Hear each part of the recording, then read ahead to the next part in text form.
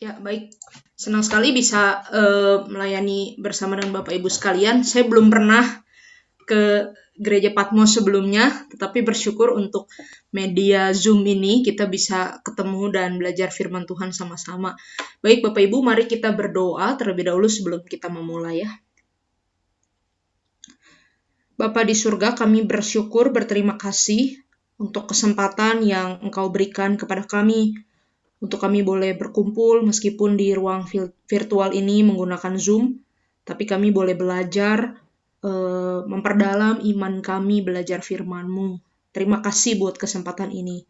Ya Tuhan, biarlah kami diberkati oleh Tuhan melalui pembelajaran firman-Mu. Berikan kepada kami hikmat, berikan kepada kami pengertian dan semangat untuk belajar, dan terlebih lagi Tuhan sendiri menyapa kami, pribadi lepas pribadi lewat firman-Mu.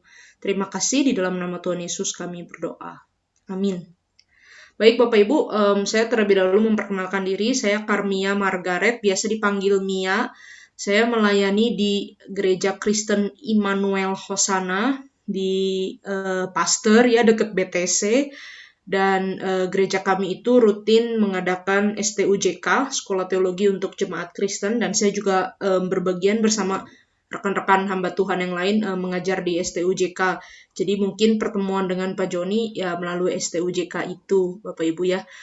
Saya sekarang sedang studi juga, S2 teologi saya sedang berlangsung di STT Saat Malang. Ya, bersyukur karena pandemi ini jadi bisa sekolah online ya Bapak Ibu ya. Kalau harus ke Malang itu agak susah ya, tinggalkan pelayanan, tetapi kalau online tuh jadi bisa sambil gitu ya, sambil pelayanan di Bandung, sambil sekolah di STT di Malang. Baik Bapak Ibu, kita akan memulai pembahasan kita. Apakah Pak Joni boleh bantu saya supaya saya bisa share screen? Masih belum bisa nih. Ya Bu, silakan Bu. Oke, sekarang udah bisa. Ya.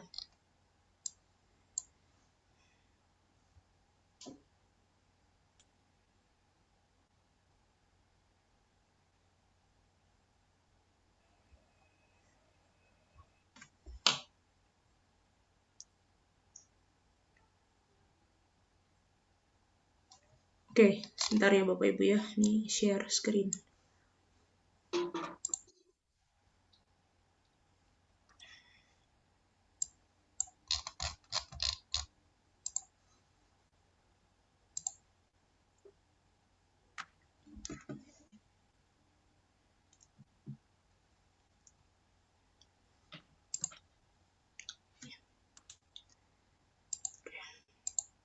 Oke, apakah layar saya sudah kelihatan? Kelihatan Bu. Ya, karena saya sekarang nggak bisa lihat kotak-kotak ini nih wajahnya Bapak Ibu. Tapi nggak apa-apa, di laptop saya juga layarnya jelas ya. Hari ini kita akan membahas apakah Alkitab benar-benar bisa dipercaya. Nah, saya bersyukur Pak Joni dan juga gereja memberikan saya kesempatan 3 kali bersama dengan Bapak Ibu. Hari ini yang pertama, kita akan belajar soal apa itu Alkitab sebenarnya, kenapa Alkitab itu penting, kenapa Alkitab itu berbeda dari buku-buku lain, dan apakah Alkitab itu benar-benar bisa dipercaya, apakah Alkitab itu benar-benar seluruhnya kebenaran, atau apakah kita selama ini cuma dibohong-bohongin aja gitu ya sama gereja, sama pendeta begitu. Kita akan melihat itu hari ini, nanti 2 minggu lagi, tapi 2 minggu lagi itu hari Kamis ya, tanggal 25, kita akan membahas soal bagaimana cara kita seharusnya memandang Alkitab, berpikir ketika kita mendekati Alkitab gitu ya. Mungkin selama ini ada hal-hal yang salah sehingga kita susah mengerti Alkitab gitu. Saya menemukan di dalam pelayanan kita tidak mengerti Alkitab atau suka sama Alkitab karena kita salah membaca gitu, salah mendekatinya, salah paham tentang Alkitab. Nah, itu nanti minggu kedua kita akan bahas 2 minggu lagi. Dan yang ketiga, nanti terakhir saya akan mengajak kita bagaimana sih cara-cara praktis untuk bisa lebih mendalami Alkitab itu sendiri ya, supaya Bapak Ibu bisa lebih memahami Alkitab. Jadi sesi ini Bapak Ibu akan menolong kita memahami apakah Alkitab itu mengapa Alkitab itu penting dan berbeda kalau dibandingkan dengan buku-buku lain. Dan mengapa Alkitab itu bisa dipercaya dan berotoritas buat hidup kita. Ya, ini yang akan kita bahas pada malam hari ini. Kenapa sesi ini penting? Sesi ini penting karena Alkitab itu, Bapak Ibu, adalah dasar dari teologi dan kehidupan Kristen. Jadi, kalau kita bicara kita ini orang Kristen, apa bedanya orang Kristen dengan misalnya agama-agama lain? Ya perbedaannya salah satu yang paling mendasar adalah kita itu hidupnya diatur Alkitab. Ya, orang Kristen itu berangkat dari Alkitab, buku suci itu. Jadi kita ikutin buku itu, Alkitab. Nah, karena Alkitab itu adalah dasar dari semuanya, dari teologi, dari khotbah, dari pelayanan, dari kehidupan Kristen, dari aturan, semua itu di dalam kekristenan dasarnya Alkitab. Maka kita sangat penting dan harus punya konsep yang benar tentang Alkitab. Ya, karena kalau konsep tentang Alkitabnya keliru, ya maka semua prakteknya juga ya jadi sulit ya Bapak Ibu ya, bisa jadi salah juga. Nah, apa sih Alkitab itu? Ini yang mau kita bahas pertama-tama. Apakah Alkitab itu Bapak Ibu? Nah, Bapak Ibu, Alkitab itu atau kitab suci itu adalah sarana ya, media atau instrumen, alat yang digunakan oleh Allah untuk menyatakan diri dan berkomunikasi kepada kita manusia. Jadi Allah menyatakan dirinya melalui tulisan-tulisan di dalam kitab suci itu. Jadi Allah menunjukkan dirinya seperti apa yang dia suka dan tidak suka, apa yang dia pikirkan, dia inginkan, itu kepada kita tuh melalui Alkitab. Ya, supaya kita bisa kenal sama Tuhan, supaya kita bisa tahu kehendaknya, dan supaya kita bisa punya hubungan, berelasi, bergaul dengan Allah. Ya, Allah itu kan nggak kelihatan ya Bapak Ibu ya, bentuk fisiknya, dan kita juga tidak bisa mendengar suara Allah seperti kayak ngomong begitu ya, kayak sekarang ini Bapak Ibu dengar saya ngomong, kita nggak bisa dengar Tuhan begitu gitu. Nah, tetapi Tuhan itu menyatakan dirinya kepada kita melalui apa? Melalui Alkitab. Ya, jadi melalui Alkitab itu Allah kasih tahu siapakah dia, apa yang dia inginkan, apa yang dia tidak sukai. Allah bicara kepada kita. Ya, dan melalui Alkitab kita bisa membangun hubungan kita dengan Allah. Bapak Ibu, nah Alkitab itu adalah buku yang unik dan berbeda dari buku-buku yang lain. Ya, mari kita sama-sama membaca 2 Timotius pasal 3 ayat 16. 2 Timotius pasal 3 ayat 16.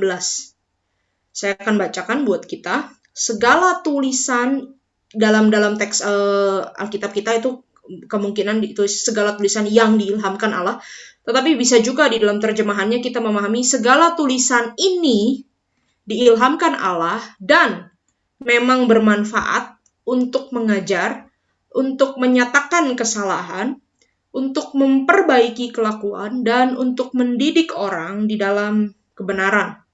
Nah, kata yang saya cetak merah itu diilhamkan Allah dalam bahasa Yunani, Bapak Ibu, itu adalah theopneustos. Ya, theos itu Allah, dan dia dari dua kata ya, theopneustos ini kata dasarnya theos dan pneuma. Theos itu Allah, pneuma itu nafas. Jadi dengan kata lain kita bisa membaca diilhamkan Allah ini sebagai dinafaskan Allah. Jadi segala perkataan, segala tulisan di dalam kitab suci ini dinafaskan Allah. Dihembuskan Allah. Nah, ini berarti apa? Berarti sumber perkataan Alkitab itu Allah sendiri. Ya, sama seperti Allah menciptakan kita manusia, dinafaskan, dihembuskan. Ya, di dalam Kejadian 2 dikatakan begitu. Begitu juga Allah membuat atau memberikan kepada kita firman-Nya. Kata-kata firman-Nya itu kata-kata yang dinafaskan, dihembuskan. Nah, Bapak Ibu, uniknya Alkitab itu ditulis oleh pengarang ganda. Jadi ada 2 pengarangnya, yaitu Allah dan manusia. Ya. Nah, kalau misalnya kita lihat Alkitab begitu ya, katakanlah Injil Matius. Ya. Kalau Bapak Ibu membaca di dalam terjemahan Alkitab, misalnya Inggris gitu ya, ada The Gospel According to Matthew, menurut Matius, Injil menurut Matius. Ya, Injil menurut Markus, Injil menurut Lukas. Nah, kita diberitahu bahwa yang bikin buku itu, yang ngarang, itu Matius, Markus, Lukas, manusia. Ya, Mazmur misalnya, kalau kita membaca Mazmur, itu kita sering sekali menemukan bukan Mazmur Daud. Ya, nah itu menunjukkan apa? Bahwa yang nulis itu Daud, manusia. Tetapi Alkitab juga di saat yang bersamaan bukan hanya ditulis Matius, bukan hanya ditulis Markus, bukan hanya ditulis Lukas, tetapi ditulis oleh Allah. Nah, ini makanya yang membuat dia menjadi unik, berbeda dan khusus. Gak ada buku lain yang kayak begini. Buku lain, katakanlah buku apa yang sangat terkenal ya, misalnya Habis Gelap Terbitlah Terang. Siapa yang tulis? R.A. Kartini. Ya manusia aja. Bukan ditulis oleh Allah. Nah, kalau orang Muslim ya, mohon maaf, agama sepupu kita, mereka percaya apa? Alkitabnya plak langsung dari langit. Ditulis oleh Allah saja. Nah, tetapi Alkitab bukan. Alkitab ini unik. Dia ditulis oleh Allah dan oleh manusia. Nah, ini kita harus pahami bukan berarti 50% Allah, 50% manusia. Bukan setengah firman Allah, setengah omongan manusia, bukan. Tetapi seluruhnya firman Allah, seluruhnya manusia. 100% dari Allah dan 100% dari manusia. Ya. Ini keunikan ini kan mirip dengan Yesus Kristus ya Bapak Ibu ya. Yesus Kristus juga begitu. 100% Allah, 100% manusia. Nah, makanya Alkitab dan Yesus Kristus itu kadang-kadang sering disamakan. Ya, adalah wahyu khusus. Tapi kita tahu ya, jelas ada perbedaannya juga. Alkitab ya Alkitab, Yesus ya Yesus. Alkitab bukan Yesus, Yesus bukan Alkitab. Ya, yang menyelamatkan kita itu kepercayaan kepada Yesus, bukan Alkitab. Bukan karena punya Alkitab jadi pasti masuk surga, bukan. Ya, tetapi poinnya adalah Allah menyatakan diri melalui perkataan Alkitab. Dan kemudian perkataan itu menjadi daging, menjadi manusia di dalam pribadi Yesus Kristus. Nah, Alkitab yang sepenuhnya firman Allah, sepenuhnya tulisan manusia, ini memberikan penghiburan kepada kita. Karena apa? Di satu sisi, kita ketika baca Alkitab, itu kita lagi dengar Tuhan ngomong ke kita. Tapi kalau hanya dengar Tuhan ngomong, itu kita akan sangat bingung. Kita nggak akan mampu. Ya, bangsa Israel ketemu Allah itu nggak bisa. Kalau ketemu Allah sembarangan mati. Ya, nah, tetapi dengan Alkitab ini adalah perkataan manusia, kita bisa mempelajarinya. Seperti kita juga belajar, misalnya membaca buku-buku, membaca literatur. Karena Allah pakai itu. Nah, ini menunjukkan kepada kita betapa baiknya, betapa luar biasanya Allah kita. Dia adalah Allah yang selalu mau ajak kita manusia itu terlibat di dalam pekerjaannya. Tuhan bisa nggak Bapak Ibu bikin semuanya sendiri? Bikin langsung Alkitab udah jadi? Bisa. Tapi Tuhan pakai, Tuhan ajak Daud, Tuhan ajak Musa, Tuhan ajak Matius, Tuhan ajak Yohanes ya untuk menulis. Tuhan libatkan. Nah, begitu juga dengan kita.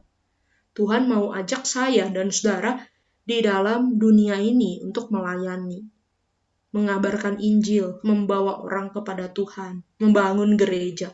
Bisa nggak Tuhan lakukan semua sendiri? Bisa. Tapi Tuhan selalu mau ajak kita terlibat. Ya, itulah luar biasanya Tuhan kita. Nah, sampai di sini dulu Bapak Ibu. Ada diskusi dulu nggak? Ada yang mau bertanya atau berdiskusi? Silakan. Saya coba untuk bagi sedikit-sedikit ya. Jadi saya akan sharing lalu kemudian kita bisa tanya jawab dan lanjut lagi begitu ya supaya nggak bingung nanti kayak kepenuhan begitu ya sampai akhir baru bertanya nanti udah bingung gitu ya. Nah, sampai di sini dulu. Ada yang mau diskusi atau bertanya silakan.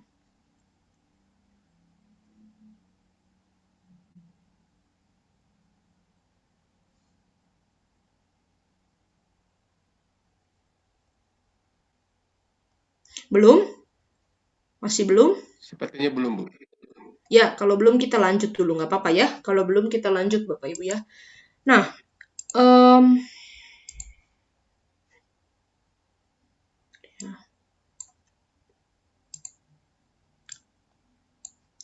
oke.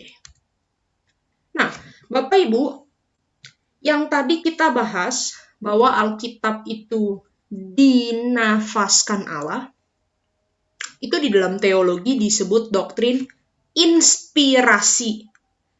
Ya, inspirasi. Apa maksudnya? Maksudnya Alkitab itu dari Tuhan.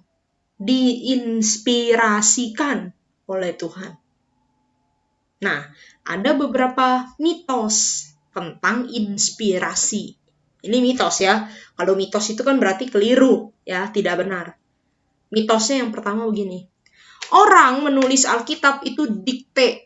Jadi Tuhan tuh dikte dan manusia itu cuma robot atau mesin pencatat. Nah, ini mitos, ini salah.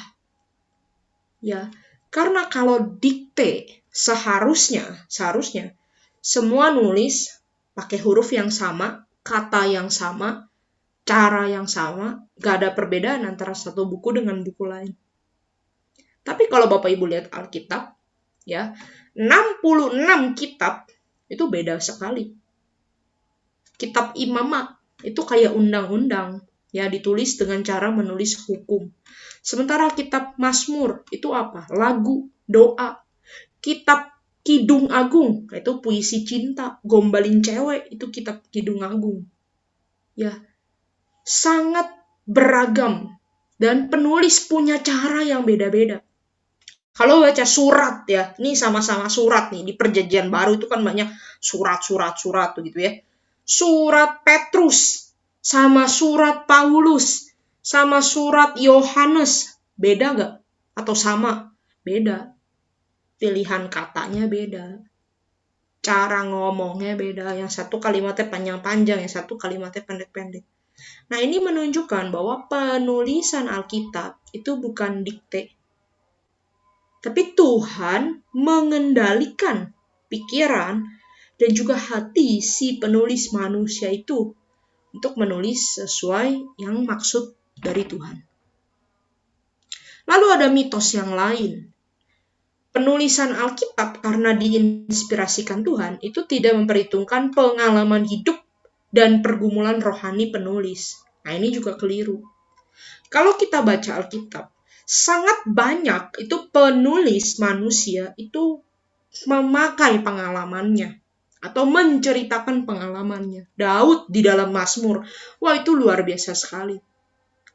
Ya, dia katakan, berapa lama lagi Tuhan engkau lupakan aku? Aku seperti binatang dibuang oleh orang-orang. Aku dikejar-kejar.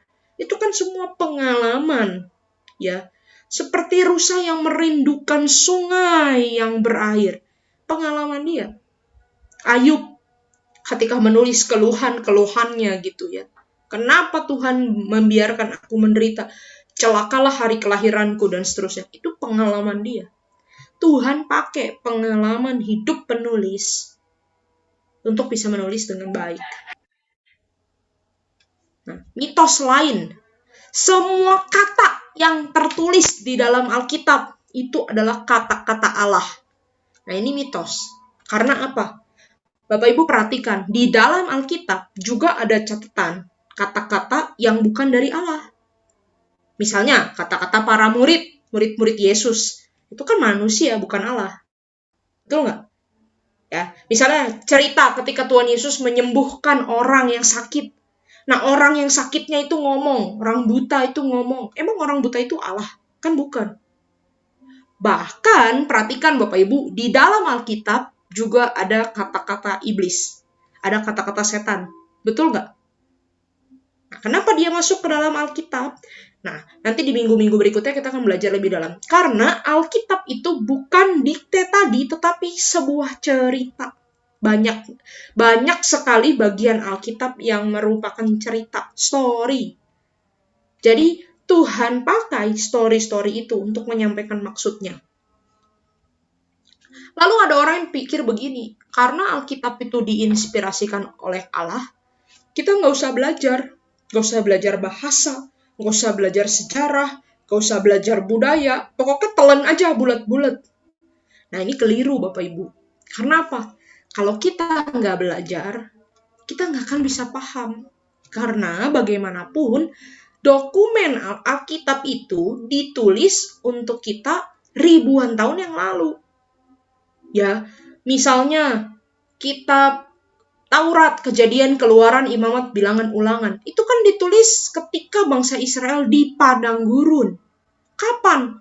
Wah, itu udah ribuan tahun sebelum Masehi. Bahkan Injil Yohanes yang paling terakhir, atau kitab Wahyu lah katakan, kitab Wahyu yang paling terakhir, itu ditulisnya tahun 90 Masehi. Sekarang tahun berapa? Tahun 2021, jaraknya 2000 tahun. Masa kita nggak belajar sejarah yang terbentang itu? Nah, tetap harus belajar. Karena kita percaya ini dari Tuhan, maka kita belajar untuk kita mengerti. Dan yang terakhir, ini mitos ya. Tafsiran itu juga dari Allah. Nah, ini maksudnya apa? Maksudnya begini, Bapak Ibu. Yang dinafaskan Allah itu adalah buku Alkitab kita. Ya, Alkitabnya. Tetapi di dunia ini banyak sekali tafsiran. Ya, lihat aja di toko-toko buku begitu ya, buku tafsiran, kamus, Alkitab, ensiklopedi. Nah, kalau itu tafsiran, ensiklopedi, kamus, itu 100% tulisan manusia. Bukan tulisan Allah. Ya, 100% manusia. Betul bahwa penulisnya dikasih hikmat sama Tuhan. Ya, betul. Tapi Allah tidak secara langsung menulis atau menghasilkan tulisan itu. Beda dengan Alkitab. Begitu juga dengan khotbah. Khotbah adalah penguraian firman Allah. Ya, maka khotbah bisa terbatas, khotbah bisa salah.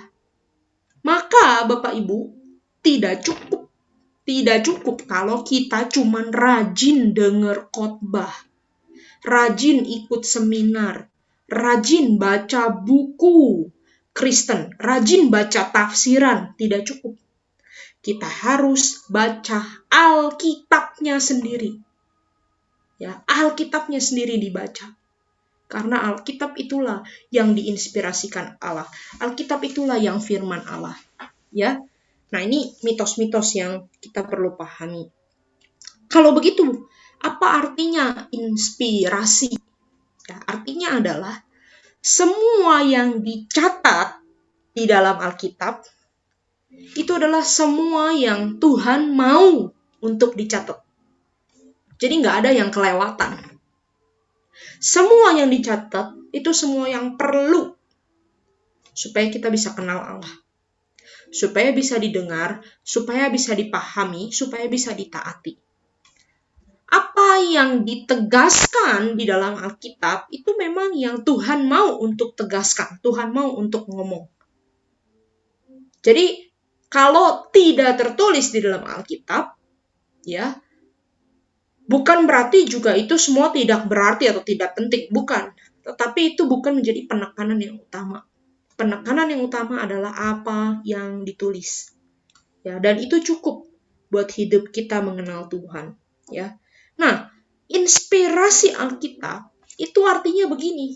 Yang ngomong dan yang nulis Alkitab, kalau katakanlah misalnya kitab nabi-nabi ya, kitab nabi-nabi, kitab Yesaya, kitab Yeremia, lalu juga ada di dalam perjanjian baru itu buku Ibrani. Itu kan kumpulan khotbah ya sebenarnya Bapak Ibu ya, kumpulan khotbah. Jadi pembicara gitu ya, jadi dibicarakan. Nah, tapi ada juga yang surat-surat itu yang ditulis ya. Jadi di dalam inspirasi ini Allah itu menjaga para pembicara dan para penulis supaya mereka tidak melakukan kekeliruan atau kekilafan. Jadi penulis itu terjaga. Apa yang ditulis itu adalah yang memang Allah mau. Jadi ucapan dan tulisan mereka itu komplit dan akurat dalam batas-batas ketentuan Allah. Khususnya pada naskah aslinya. Nah, kita perlu tahu tujuan utama Alkitab itu adalah Tuhan mau memperkenalkan diri. Tuhan mau kasih tahu kita siapakah dia, seperti apakah dia. Jadi tujuan Alkitab bukan untuk menjadi buku pintar, ensiklopedi yang menjelaskan seluruh fenomena alam, ya, sains atau juga teknologi, bukan.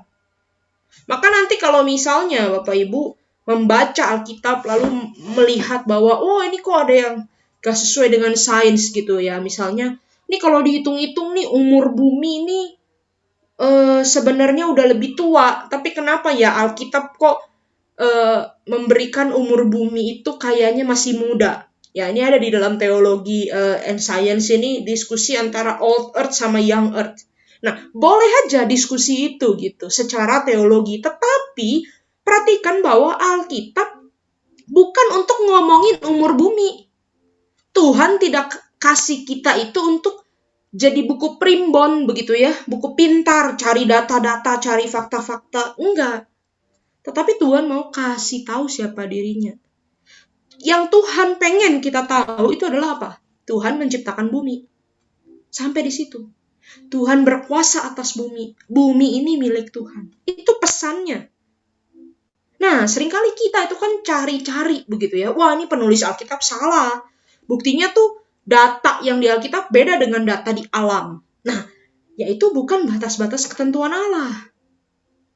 Tidak sesuai dengan tujuannya. Jadi kita menanyakan pertanyaan yang gak nyambung sama Alkitab itu sendiri, Bapak Ibu. Kira-kira seperti itu ya. Nah, jadi tujuan Alkitab supaya kita bisa kenal Allah. Nah, sampai di sini ada yang mau didiskusikan atau pertanyaan? Silakan. Apakah ada, Bapak Ibu?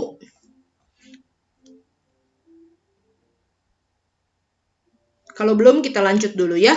Nanti mungkin ada, nggak apa-apa. Nah, sekarang, apakah Alkitab itu betul-betul bisa dipercaya? Tentu saja jawabannya adalah iya, Alkitab itu dapat dipercaya. Kenapa?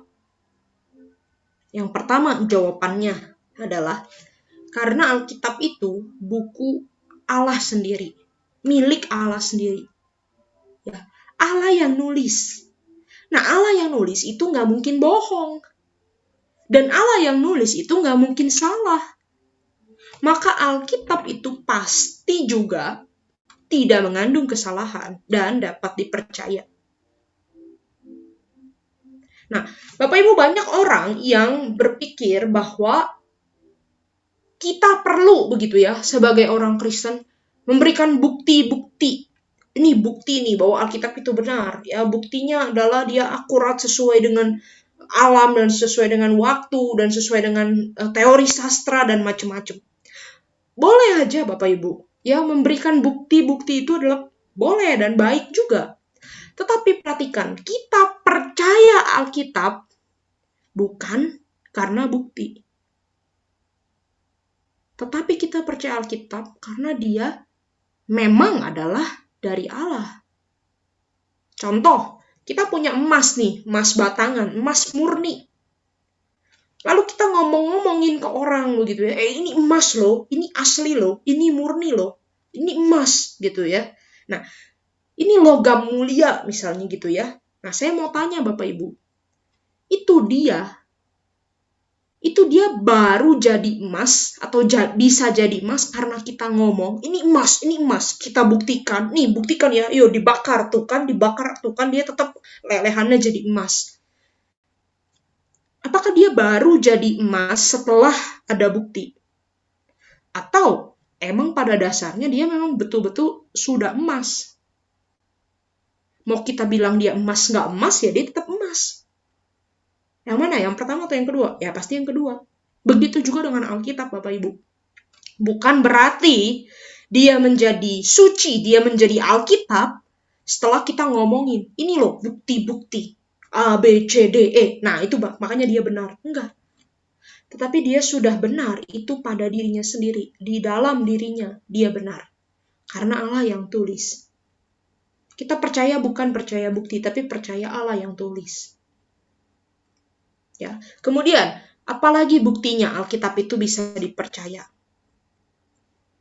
Nah, Bapak Ibu, Alkitab itu terdiri dari banyak jenis tulisan, ditulis oleh penulis yang berbeda, dalam zaman dan tempat yang berbeda, budaya yang berbeda, tetapi memiliki kesatuan isi dan tidak bertentangan. Sekarang kita mau coba sedikit ya, saya mau ngajak kita bereksperimen sedikit. Silakan Bapak Ibu tulis di kolom chat ya, di kolom chat Bapak Ibu tulis masing-masing tulisan bebas. Ya, mengarang bebas. Boleh ngarang apapun. Boleh ngarang cerita, pengalaman hari ini, ya. Tulis resep masakan, bebas. Tulis apapun. Silakan tulis di kolom chat. Saya kasih waktu, ini sekarang 19.42, 3 menit. 3 menit sampai 19.45. Tulis apapun, bebas.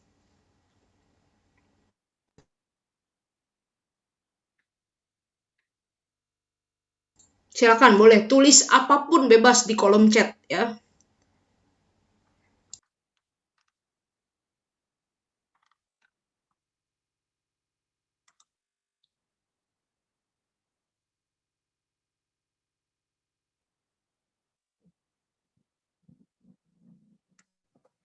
Mungkin Bu masih pada gaptek, jadi belum belum pada bisa ngechat Bu.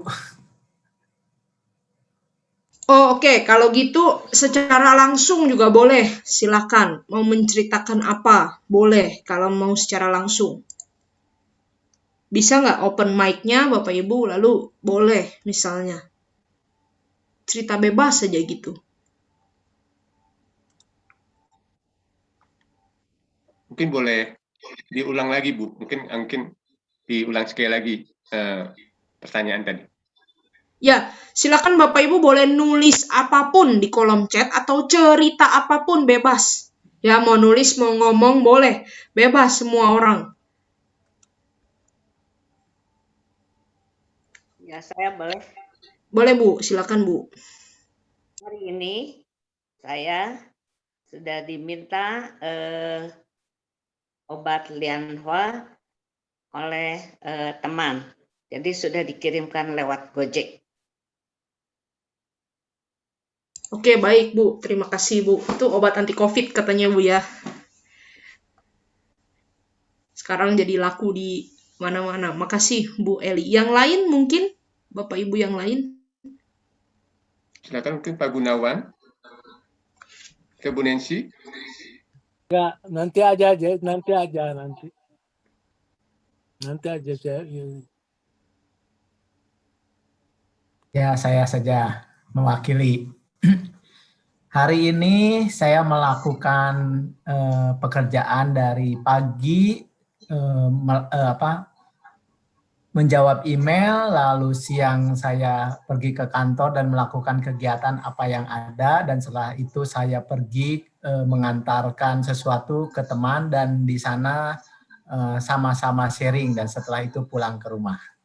Oke, baik. Terima kasih, Pak.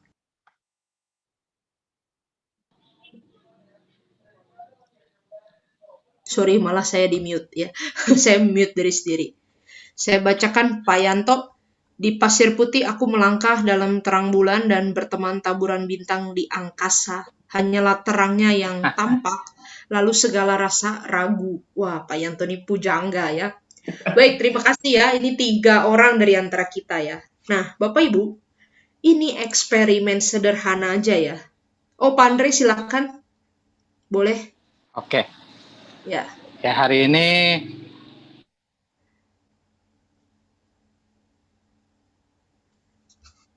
Macet ya internetnya ya.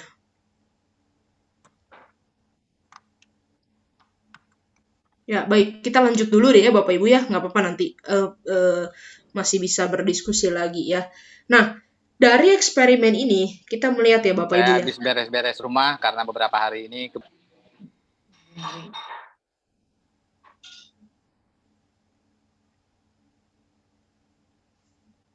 Oke, ya tadi Pak Andre beres-beres rumah ya. Saya baru dengar sampai situ aja ya. Nggak apa-apa, makasih ya Pak ya. Nah, Bapak Ibu dari eksperimen ini nih, kita melihat ya, ini kita sekarang nih, satu Zoom, 21 orang. Ini di waktu yang sama ya. Di waktu yang sama. Saling kenal ya, Bapak Ibu saling kenal. Ini Pak Yoel saya bacain dulu. Saya dulu belajar kalau banyak kitab zaman dulu, lalu dikelompokkan dan oke, ini pertanyaan ya. Oke, baik, nanti kita akan bahas. Nah, kita 21 orang di dalam ruang Zoom, ya, saling kenal, waktu yang bersamaan nih. Ya, waktu disuruh ngarang bebas, sama cerita bebas, semua itu ceritanya lain-lain. Nggak ada inti yang sama. Ya, semua ngomonginnya beda-beda. Padahal kita saling kenal dan bareng-bareng.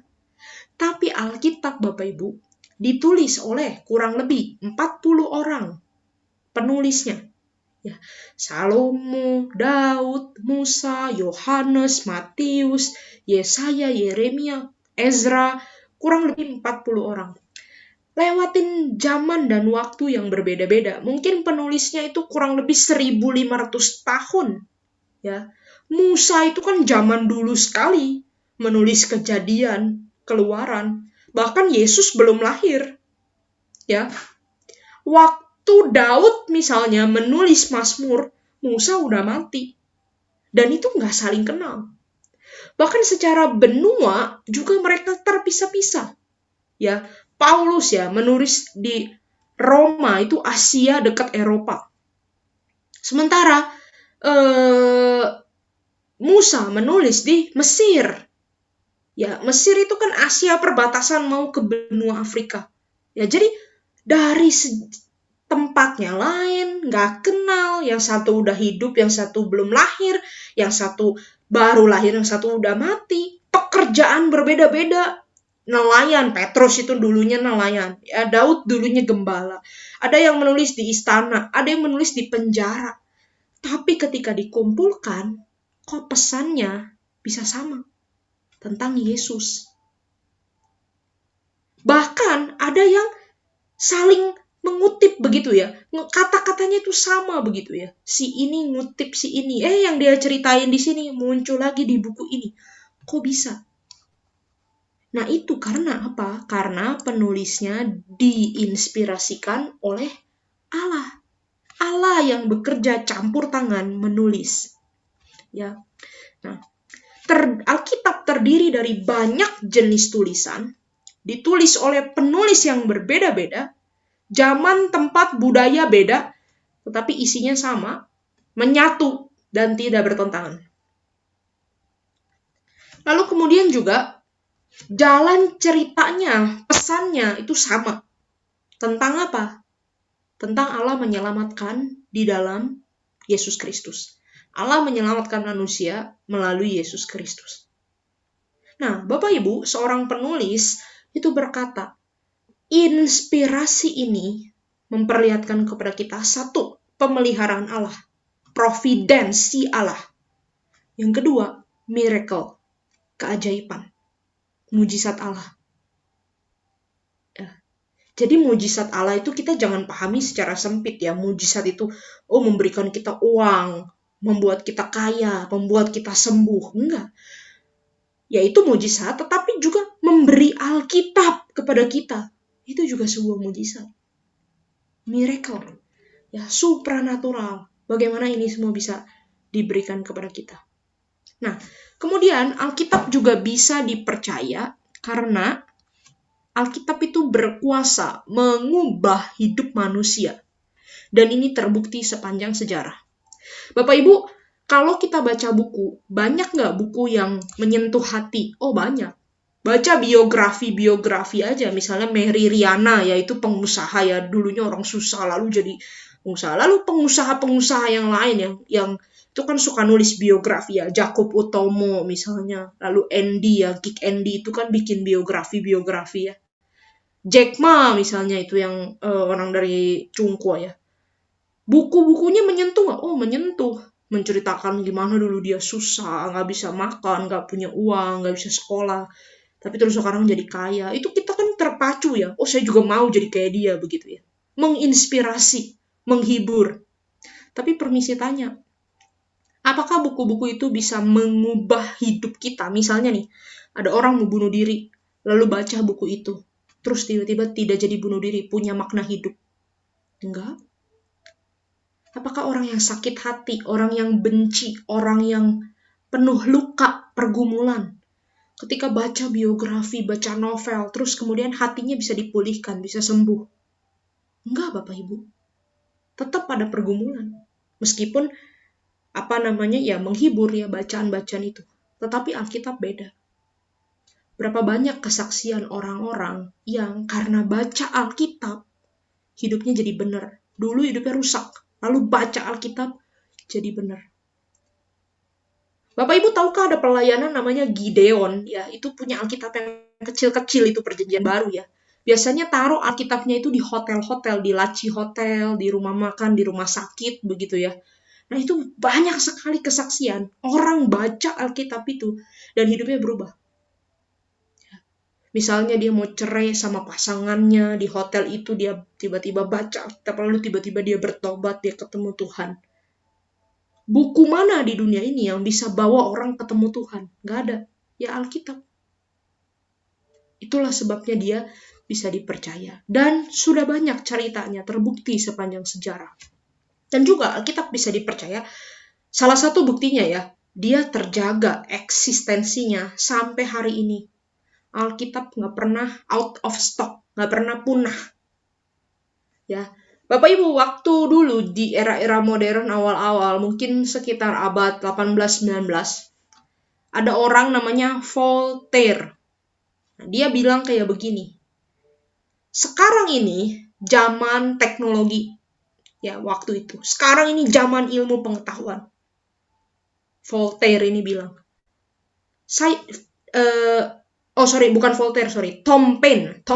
Thomas Paine. Saya ketukar-tukar ya. Thomas Paine. Dia membuat satu buku. Judul bukunya The Age of Reason.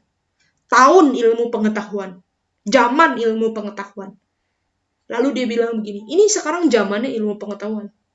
Saya bikin buku ini, The Age of Reason. 100 tahun dari sekarang, kata si Tom Paine ya, 100 tahun setelah bukunya terbit, Alkitab itu tidak akan dibaca orang lagi. Karena Alkitab itu nggak ada guna. Alkitab itu hanya akan ditemukan di museum. Alkitab itu ketinggalan zaman, nggak masuk akal. Jadi, si Tom Paine itu bilang, nih saya bikin buku, The Age of Reason. Orang baca buku ini dan orang akan tolak Alkitab. Lihat, 100 tahun lagi nanti Alkitab akan ada di museum. Sekarang saya mau tanya, dari kita nih, 21 orang Bapak Ibu, siapa yang punya itu buku, The Age of Reason? Ada nggak yang punya? Nggak ada, saya juga nggak ada. Sungguh mati nggak ada. Mau cari di mana nggak ada. Buku itu, The Age of Reason, sekarang cuman ada di satu museum. Tapi saya mau tanya dari antara kita semua, siapa yang punya Alkitab? Semua kita punya Alkitab. Alkitab nggak pernah dimuseumkan. Alkitab selalu berguna. Dan Alkitab nggak pernah diamandemen. Ya, undang-undang diamandemen sampai 4 kali revisi ya. Alkitab nggak ada pernah revisi. Karena dia sudah terbukti, dapat dipercaya, dan benar. Nah, Alkitab itu benar, baik isinya yang di ngomongin, maupun pernyataannya, cara ngomongnya. yang tercatat itu benar, dan kontennya juga benar, isinya benar. Alkitab itu dapat dipercaya. Dia tidak menipu kita, dan dia cukup pada dirinya sendiri. Dia nggak perlu diberi bukti baru jadi benar gitu. Dan nggak perlu diberikan penjelasan atau suplemen. Nggak, Alkitab udah cukup pada dirinya sendiri. Dengan kata lain begini, kita nggak punya buku apapun di dunia ini, tapi punya Alkitab, baca Alkitab, bisa kenal Tuhan. Ya, jadi kadang-kadang nih kita di dalam kekristenan juga suka jatuh kepada jebakan begini. Kalau cuman Alkitab doang itu kurang. Kalau cuman Alkitab doang tuh nggak ngerti. Harus pakai tafsiran, harus pakai buku konkordansi, kamus, atau apapun begitu ya, tambahan-tambahan. Nah, tetapi saya mau kita berpikir terbalik. Justru yang tambahan-tambahan itu boleh nggak ada, boleh nggak punya. Alkitab itu harus dibaca, dan dengan Alkitab saja kita bisa kenal Allah. Itu yang orang-orang Protestan sebut sola scriptura, ya, hanya Alkitab cukup. Bukan berarti nggak perlu ilmu ya Bapak Ibu ya, bukan berarti kalau gitu semuanya buang buku perpustakaan, enggak. Ya perlu juga, boleh untuk tambahan, untuk belajar. Tapi jangan lupakan ini yang utama nih, sumber utamanya nih, Alkitab. Banyak orang Kristen, banyak baca buku, kurang baca Alkitab. Nah, itu ya yang kita perlu sama-sama mengingatkan diri kita. Dan Alkitab itu berotoritas dalam hidup umat Allah. Jadi kalau kita di dalam hidup menghadapi persoalan, menghadapi problem, menghadapi masalah, ya, boleh tanya ke pendeta, tanya ke konselor, tanya ke orang gereja, boleh. Tapi jangan lupa, cari apa kata Alkitab. Apa kata Alkitab tentang hutang? Apa kata Alkitab tentang cari jodoh? Apa kata Alkitab tentang hubungan suami istri? Tanya sama Alkitab. Nah, banyak orang itu soalnya nggak baca Alkitab, jadi problem-problem hidupnya bukan diselesaikan, tetapi malah tambah sulit, begitu ya. Nah, Alkitab itu Bapak Ibu ditulis oleh Allah untuk tujuan komunikasi. Ya, Tuhan itu mau ngomong sama kita. Jadi, pasti Alkitab itu bisa dipahami dan cukup jelas maknanya. Jadi, Alkitab itu bukan buku kode yang kita harus pecah-pecahkan begitu ya, lalu kita harus tebak-tebak. Enggak, karena Tuhan mau ngomong, mau komunikasi. Jadi pasti apa yang ada di situ jelas. Jelas, anak kecil bisa mengerti, orang tua bisa mengerti. Orang miskin, orang kaya bisa mengerti, laki-laki, perempuan bisa mengerti. Karena Tuhan memang pada dasarnya mau ngomong sama kita. Tetapi di sisi lain, ya, karena Alkitab itu kan dari Allah, diinspirasikan Allah ya. Berarti Alkitab itu kan pikiran Allah. Siapa yang bisa jamin bahwa saya udah ngerti pikiran Allah semuanya? Nggak ada. Di sisi lain, karena Alkitab itu perkataan Allah sendiri, maka nggak ada satupun orang yang bisa menjamin, oh saya udah menguasai Alkitab, saya paling ngerti Alkitab, sampai saya udah tahu nggak perlu baca lagi. Nggak mungkin. Itu sebabnya membaca Alkitab tuh harus terus-menerus. Ada satu orang jemaat kami itu dulu pernah berpikir begini. Di gereja kami itu ada persekutuan wilayah kan ya, wilayah apa. Dan setiap wilayah tuh biasanya punya kelompok. Di dalam kelompok wilayah itu ada program ABA. ABA itu ayo baca Alkitab. Saya nggak tahu Bapak Ibu pernah ikut atau enggak. Jadi setiap hari ada satu pasal dan absen gitu. Udah baca atau belum. Ya, nanti yang belum ditanya gitu, kenapa belum gitu ya. Nah, jadi satu kelompok ini ABA-nya udah selesai dari Kejadian sampai Wahyu. Nah, lalu mereka mau ulang lagi dari Kejadian lagi. Lalu ada satu orang bilang begini, saya nggak mau ikut lagi deh, ABA. Kenapa? Karena saya udah pernah baca Alkitab, buat apa baca lagi? Terus dia bilang begini, terus saya udah punya buku. Jadi dia punya buku notes, buku catatan. Isinya semua ringkasan pasal-pasal di Alkitab. Jadi ringkasan Alkitab nih, Kejadian pasal 1 ngomong apa, Kejadian pasal 2 ngomong apa. Nah, jadi dia bilang, ya udah kan saya udah punya ringkasan, jadi nggak perlu lagi. Nah, bukan begitu cara kita membaca Alkitab, Bapak Ibu. Baca Alkitab bukan kayak buku ujian yang untuk dihafal atau untuk diringkas begitu ya. Tapi baca Alkitab adalah untuk berelasi sama Tuhan, komunikasi. Percayalah, setiap kali kita baca, itu kita akan dapat makna yang lebih dalam lagi, lebih dalam lagi. Yang dulu kita nggak sadar, tiba-tiba setelah kita baca lagi, ternyata begini ya. Makin ngerti, makin mengalami. Apalagi kalau kita dengan pengalaman-pengalaman hidup. Ya, makin bertumbuh dewasa. Oh, ternyata ini yang Tuhan maksud di Alkitab. Ini saya mengalami sendiri dalam hidup. Jadi nggak ada orang yang bisa bilang, saya udah beres baca Alkitab, udah nggak usah lagi. Enggak. Tetapi pembacaan itu, karena Alkitab itu begitu dalamnya, begitu luar biasanya, pembacaan itu harus dilakukan terus-menerus. Nah, di dalam kekristenan juga teologi, kita mengenal yang namanya ineransi. Apa itu ineransi? Ya, ineransi itu adalah R-nya itu dari kata kesalahan. Makanya kita tuh kalau di HP itu suka ada error. Itu maksudnya ada masalah gitu, ada kesalahan. Ya. Nah, ineran itu berarti adalah tidak ada error. Ya. Nah, ineransi itu mau mengatakan kepada kita, Alkitab itu nggak mungkin ada kesalahan. Karena apa? Karena Tuhan yang kasih. Karena Tuhan yang tulis. Tuhan yang ngomong. Dan Alkitab itu juga infalibilitas, punya infalibilitas. Maksudnya apa? Fallible itu dari kata fail, artinya apa? Gagal.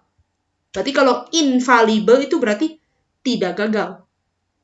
Maksudnya apa? Alkitab tidak pernah gagal melakukan maksudnya.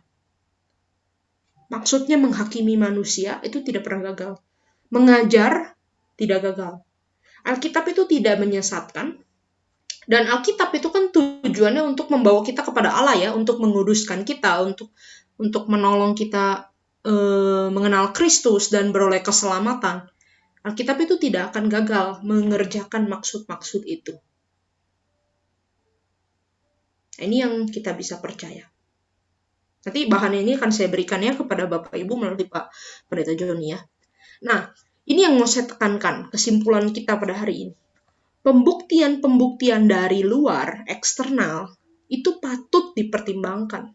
Bukti-bukti ya, nih Alkitab itu benar. Nih buktinya apa? Arkeologi.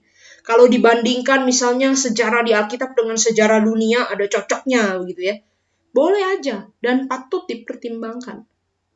Tetapi kita percaya Alkitab itu benar, ya, bukan karena bukti-bukti itu. Bukan berarti kalau nggak ada bukti Alkitab jadi salah, enggak. Tetapi karena Allah sendiri yang kasih Alkitab, maka dia pasti benar. Jadi jaminan kebenaran Alkitab itu pada Allah. Bukan pada bukti eksternal, bukan pada penelitian manusia. Ya. Nah, sampai di sini dulu pembahasan kita hari ini. Apakah ada diskusi dan pertanyaan? Silakan. Ini ada 2 ya. Silakan Ko Mulyana mungkin memimpin kita di dalam sesi tanya jawab. Oke. Mulyana, ya. Komul. Silakan Komul.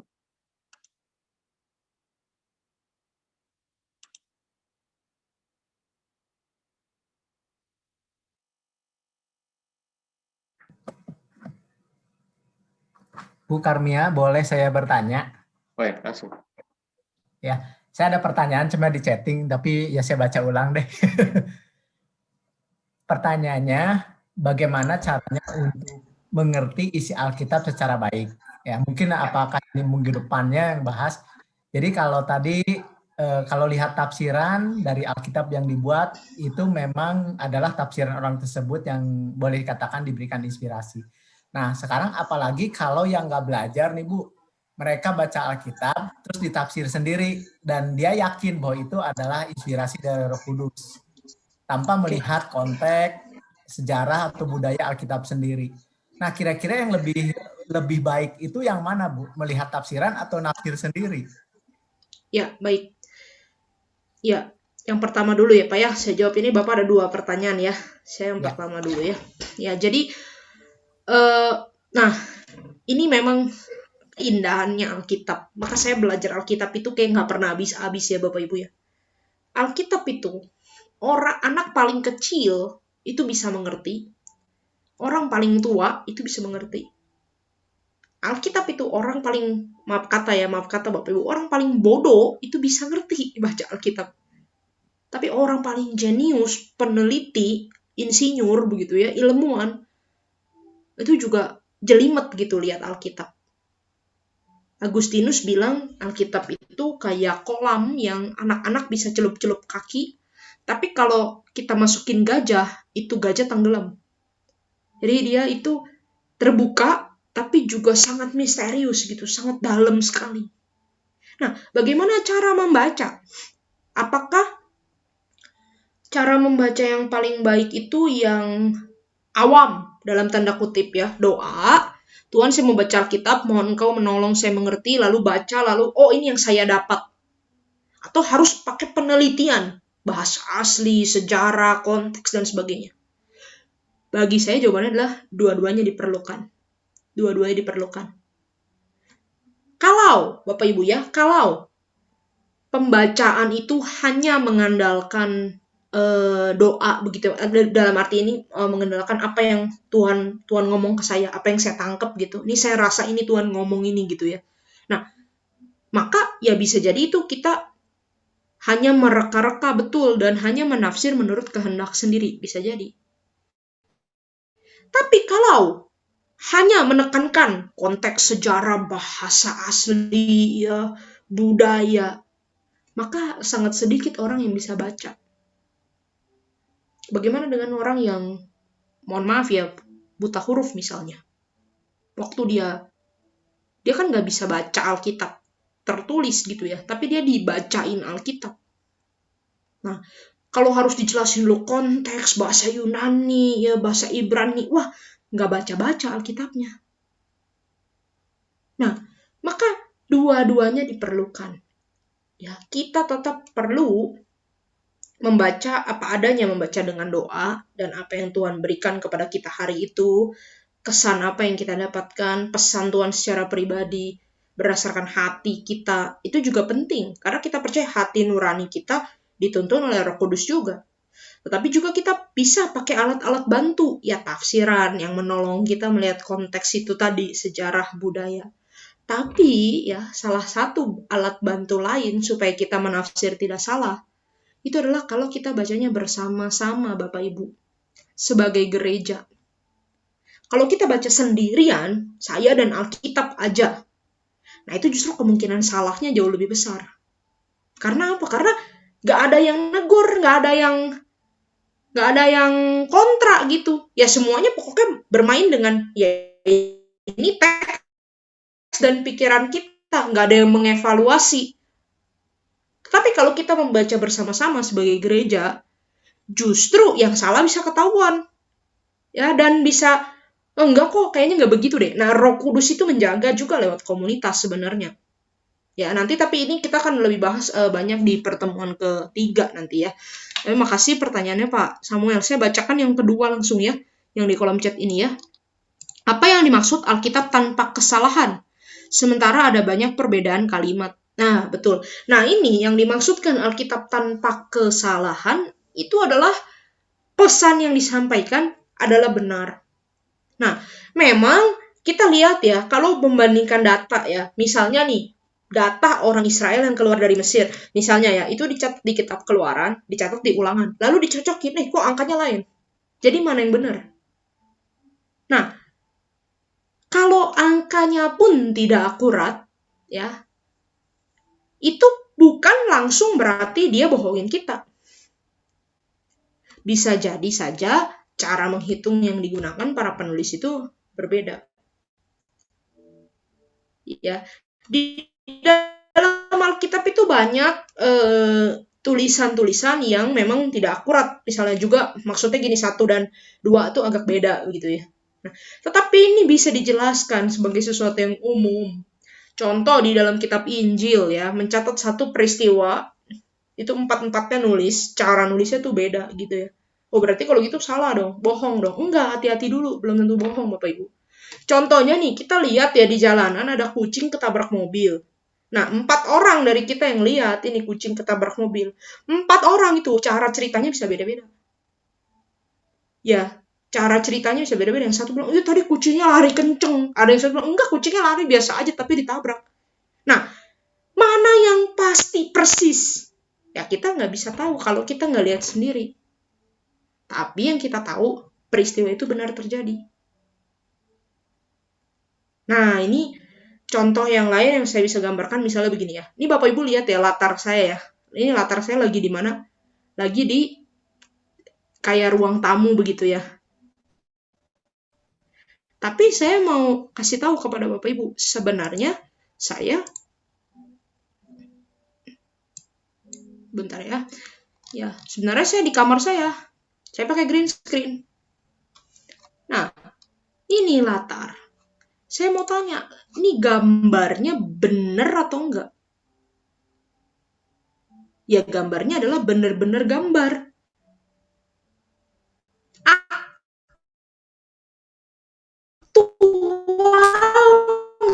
enggak ini? Tidak, Bapak Ibu. Enggak juga. Nah, ini adalah logika ineransi. Maksudnya apa? Apa yang ditulis di dalam Alkitab tidak semua aktual. Tidak semua benar-benar kejadian begitu. Bisa jadi penulisnya itu pakai cerita. Bisa jadi penulisnya itu pakai umpama. Bisa jadi penulisnya itu menyampaikan pesan dengan cerita yang dia nggak bilang kalau ini cuma cerita. Kalau perumpamaan kan jelas ya, dikatakan ada sebuah perumpamaan itu cerita gitu ya. Tapi kalau misalnya dia cerita aja begitu ya, misalnya gini, ada seorang bernama Ayub dari tanah Uz dan dia orang yang saleh. Cuman kayak gitu aja. Nah, itu Ayub itu pasti aktual historis atau bisa cerita.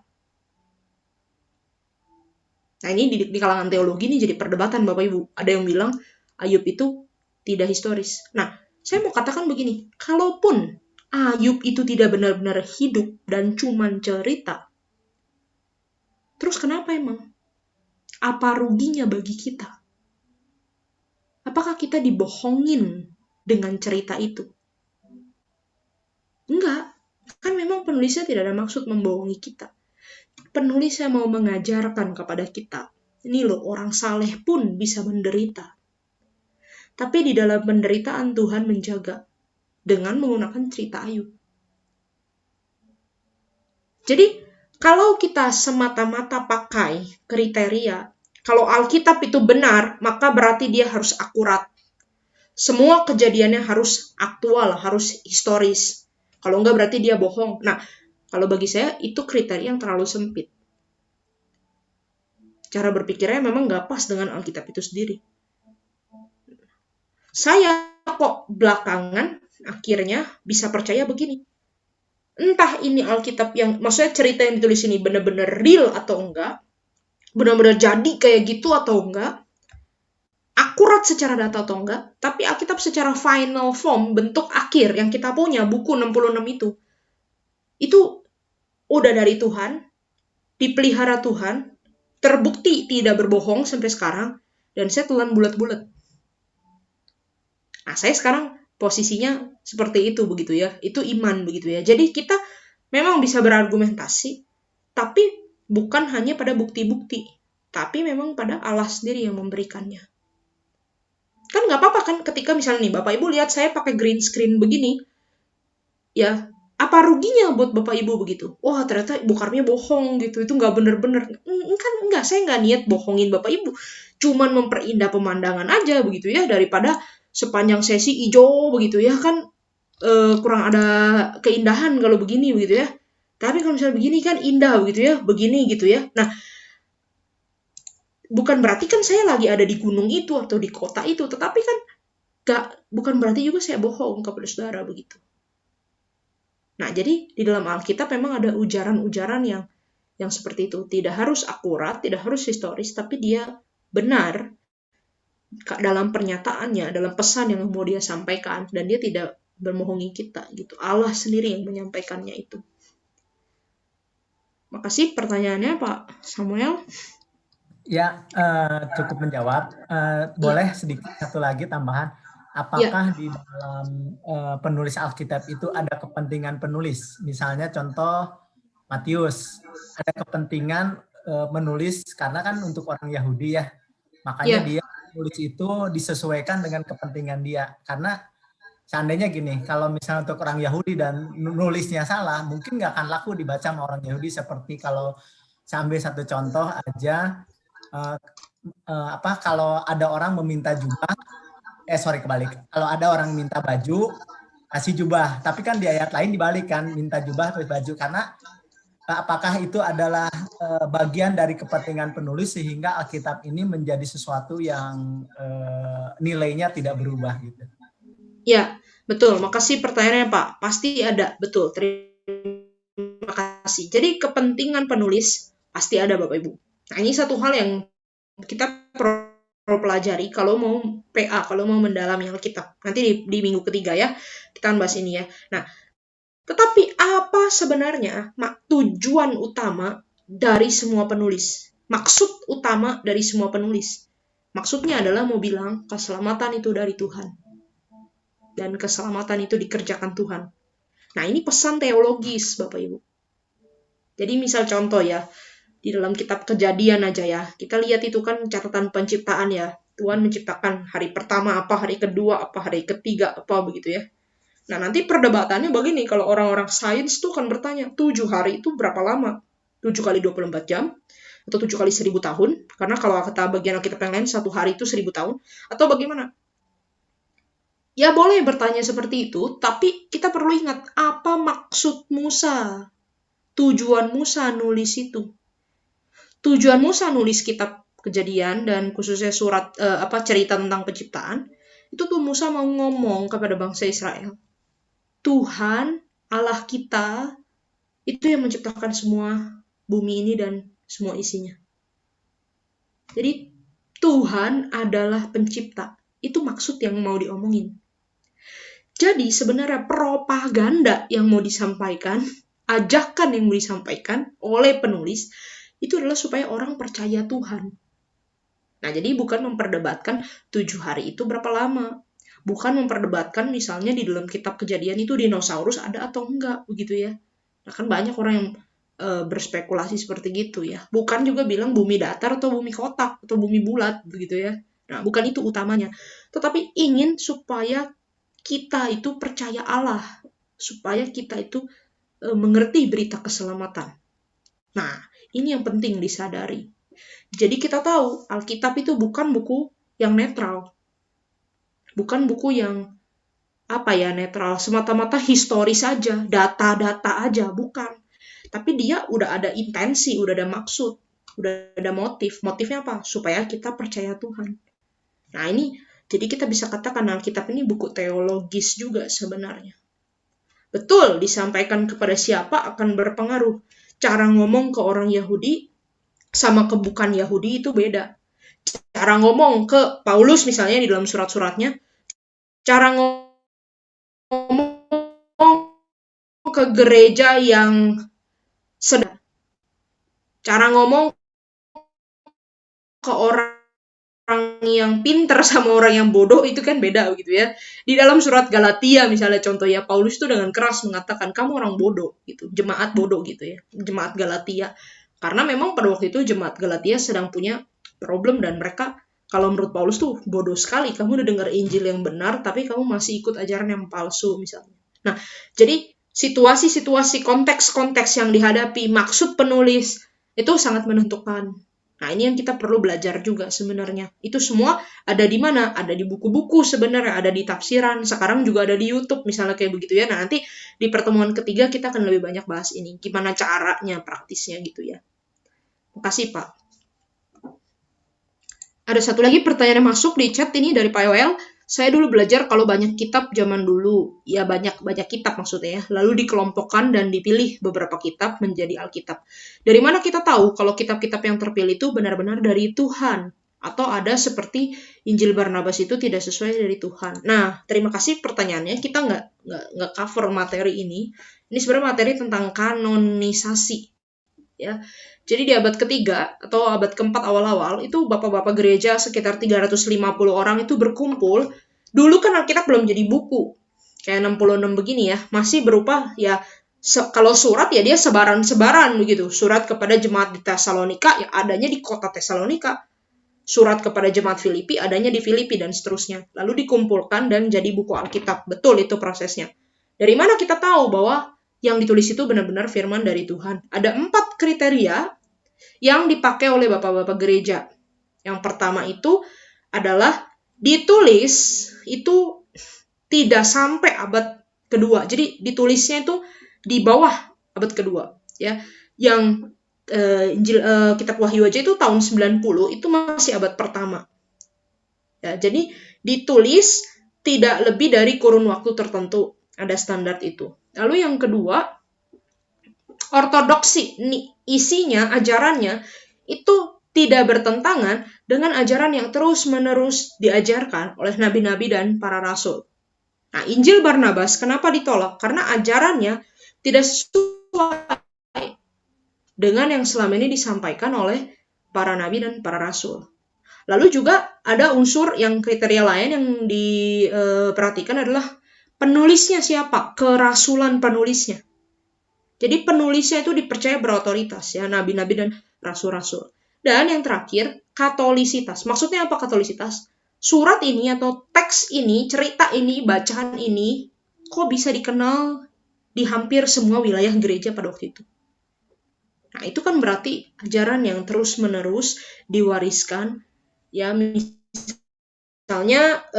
kita tahu murid Yesus ada 12 begitu ya. Misalnya mereka dengar cerita Yesus yang mana gitu ya. Yesus memetik gandum di hari Sabat misalnya. Nah, lalu 12 orang itu kan bermisi ya kemana-mana ya. Katakanlah Thomas ke India, ya Yohanes ke Efesus. Nah, itu kan pasti murid-murid itu menceritakan, dulu aku lihat Yesus begini gitu ya. Nah, ketika diteliti, hampir semua wilayah gereja-gereja percaya cerita yang sama. Ya berarti itu pasti benar. Nah, jadi ada 4 kriteria untuk kanon ini ya. Tapi kita tidak terlalu bahas mendalam tentang kanon. Nah, jadi kalau Injil-Injil lain, kitab-kitab lain yang tidak masuk kanon, itu sudah pasti antara penulisannya lewat dari batas waktu, ditulis oleh orang yang tidak berotoritas atau penulis palsu, isinya tidak ortodoks, dan mungkin ini hanya dimiliki kelompok tertentu tapi tidak menyebar.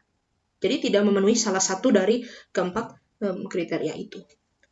Nah, kalau Katolik, kita tahu ya, Katolik itu kan kanonnya beda ya. Kalau kita 66, kalau Katolik itu 66 plus 12, yang disebut Deuterokanonika. Itu kenapa? Karena mereka mengacu pada terjemahan Alkitab yang berbeda dengan Protestan. Jadi kalau terjemahan Alkitab Ibrani, ya itu Alkitabnya 66, kayak yang kita punya.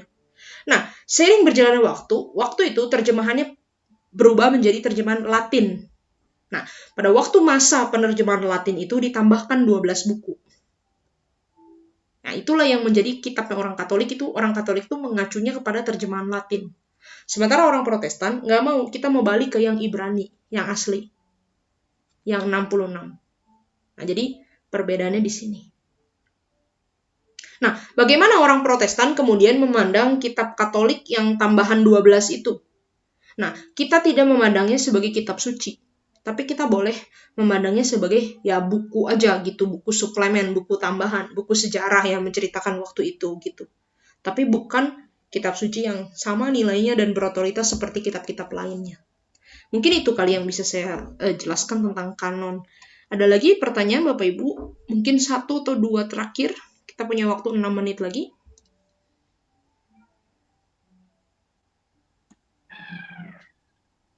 Bu, saya mau tanya, Bu. Boleh, Pak. Bagaimana kita sebagai anak Tuhan ya menjelaskan kepada mereka yang non-Kristen ya, dengan pemahaman mereka yang pemahaman mereka bahwa Alkitab sudah tidak original lagi, karena kadang ditemukan terjadinya perbedaan isi cerita ataupun diterjemahkan beberapa bahasa yang kemungkinan buat mereka itu ada kemungkinan untuk terjadi kesalahan gitu. Ya, betul. Baik, makasih Pak pertanyaan. Ini memang satu hal yang ya sulit ya dan cukup dilema dilematis juga ya. Orang itu kalau menurut saya orang itu kalau udah nggak mau percaya memang udah susah ya, mau digomongin gimana juga susah. Jadi memang kadang-kadang ada titik iman juga yang membedakan. Nah, tetapi saya kira kita bisa berargumen kepada mereka bahwa yang pertama kita mau menunjukkan bahwa kriteria akurasi itu nggak harus selalu dipakai. Jadi kriteria Alkitab itu benar itu nggak harus selalu dengan akurasi data. Yang seperti tadi saya contohkan begitu ya. Kalau saya pakai green screen, apakah saya berarti bohong gitu? Kan enggak juga. Ya. Jadi bukan harus selalu dengan akurasi data. Nah, itu yang pertama. Yang kedua, secara mungkin begini ya, kita itu merasa kalau Alkitab itu orisinil ya, tidak mengalami perubahan, akurat begitu ya. Kita itu merasa lebih trust, lebih percaya karena kita bisa pasti gitu, karena kita bisa kontrol begitu ya, ini itu pasti begitu. Nah, lalu ketika dia dikatakan diterjemahkan dan terjemahan itu mengandung kekurangan atau kemudian dia menjadi tidak orisinal lagi, lalu kita tuh merasa seperti ditipu begitu. Nah, pertanyaan saya, kita takut apa sebenarnya? Jadi penipuan apa yang kita takutkan sebenarnya? Nah, saya kok lebih melihat secara logika, lebih masuk akal begini berpikirnya. Alkitab ini pasti benar karena apa? Karena udah melewati segitu banyaknya proses, tapi dia tetap terjaga. Nah, itu lebih masuk akal kalau buat saya ya, cara memahaminya ya. Jadi udah lewat terjemahan, udah lewat ya berbagai macam lah proses tahun dan masa begitu ya. Tetapi sampai sekarang tetap terjaga. Dan kalau kita mau bandingkan Bapak Ibu, perbedaan-perbedaan yang ditemukan antara berbagai varian teks ya, misalnya bahasa ini atau salinan ini dan terjemahan ini, sama bagian-bagian yang samanya, itu kalau boleh ngomong jauh lebih banyak yang samanya. Beda-bedanya itu beda-beda yang sangat minor. Misalnya yang satu mencatat misalnya 140.000, yang satu lagi mencatat 14.000, kurang 0,1. Ya. Nah, itu kan secara manusia kita bisa jelaskan, oh ya itu mungkin ketidakakuratan aja pencatatan. Misalnya ya, itu keterbatasan ilmu dan teknologi aja gitu. Nah, tetapi bagian yang samanya kok jauh lebih banyak. Nah, jadi saya lebih percaya bahwa ya ini tidak dipalsukan begitu. Tapi memang betul bahwa pada akhirnya ada unsur iman juga sih untuk mempercayai. Gitu. Ada peran Tuhan juga di dalamnya ya, untuk kita bisa Ya, percaya. ada peran Tuhan di dalamnya. Bu, ada satu lagi tuh, Bu, ada pertanyaan. Iya. Apakah ada bagian-bagian naskah yang hilang dari kumpulan Alkitab? Mungkin bukan kumpulan Alkitab, tapi begini. Adakah bagian yang hilang secara kronologis? Ada. Tetapi kalau itu tidak menjadi Alkitab yang final form yang kita punya sampai sekarang, saya bisa katakan ya memang itu bukan kitab suci. Contohnya, surat Korintus, itu ada 4 surat sebenarnya. Jadi Paulus menulis kepada jemaat Korintus itu ada 4. Ya. 1 Korintus, 2 Korintus, yang satu lagi itu yang di dalam surat Korintus sendiri disebut surat air mata. Dan ada satu lagi katanya itu surat yang hilang. Jadi surat air mata dan surat satu lagi itu hilang. Jadi dari 4, 2 itu hilang. Cuman ketemu 2. Nah, kalau begitu apakah Alkitab hilang? Nah, enggak. Saya percaya bahwa ya itu yang 2 itu yang bukan Alkitab. Yang Alkitabnya yang pasti Tuhan jaga begitu. Nah, bagaimana kalau nantinya surat itu ketemu lagi lewat arkeologi? Apakah kita jadi tambahin di Alkitab gitu ya, appendix Alkitab ya? Kalau menurut saya nggak perlu, itu Alkitabnya sudah cukup. Nah, ini tambahan, kita anggap dia sebagai dokumen sejarah yang menolong kita lebih mengerti Paulus, lebih mengerti jemaat Korintus. Jadi secara historis memang banyak dokumen-dokumen yang mungkin nggak ada lagi sekarang, tapi kita bisa percaya bahwa itu bukan kitab suci. Karena kalau dia itu kitab suci yang diinspirasikan Allah, pasti di-preserve, dijaga oleh Allah sedemikian rupa.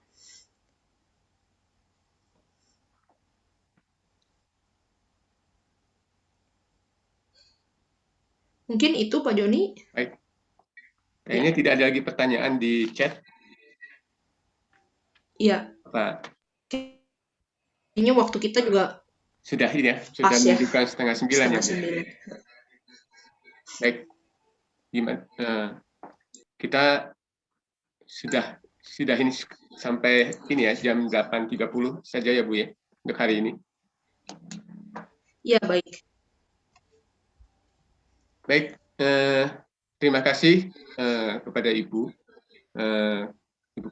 Karimia Margaret yang sudah memaparkan ya kepada kita apakah Alkitab benar-benar dapat dipercaya, dan kita sudah menerima penjelasan dan pelajaran hari ini. Dan mungkin ada banyak pertanyaan yang belum bisa disampaikan di hari ini. Bapak Ibu bisa kumpulkan, nanti bisa disampaikan di sesi selanjutnya. Dan ada satu pengumuman sebelum ditutup.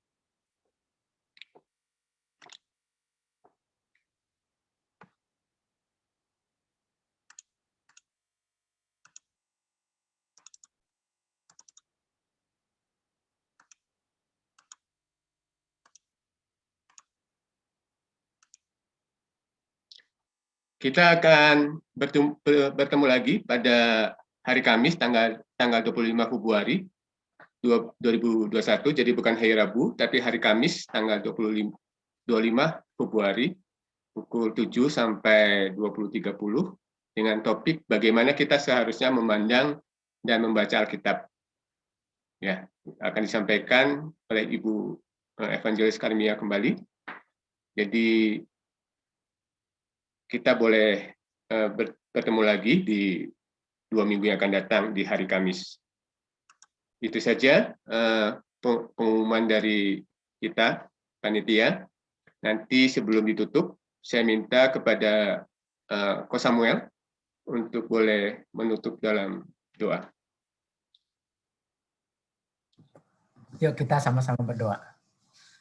Bapak, kami bersyukur kepada Engkau karena kasih karunia anugerah-Mu, Tuhan, kami boleh memiliki satu kitab yang luar biasa, yang menuntun kehidupan kami, yang membuat kami bisa mengenal Tuhan, yang membuat kami dipimpin oleh segala ilham yang Engkau berikan bagi kami.